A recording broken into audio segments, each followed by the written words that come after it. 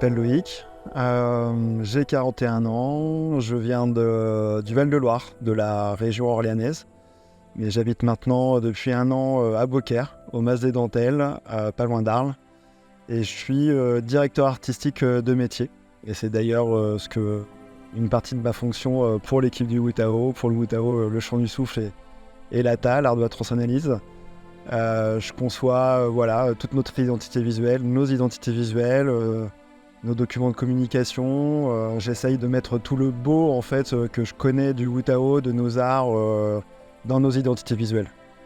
J'aime bien parler du beau avec un grand B en fait, de la beauté avec un grand B. Celle que je ressens dans la pratique du Wutao, du chant du souffle, j'ai envie de la transmettre à travers nos visuels, nos photographies, que la beauté de nos pratiques se transcrive dans le document imprimé, dans le document visuel, numérique aussi, pour toucher le plus de monde possible. Moi j'ai connu le Wutao en rencontrant ma compagne, Céline Lally, et il y a 10 ans maintenant, aux Arcs notamment.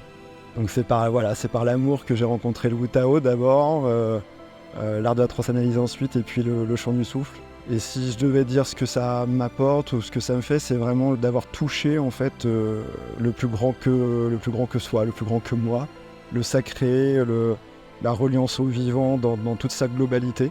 Vraiment de pratiquer les mouvements du Wutao, ça m'a fait toucher des émotions très profondes par rapport au vivant, à la vie dans sa globalité. Et ça me touche rien que d'en parler.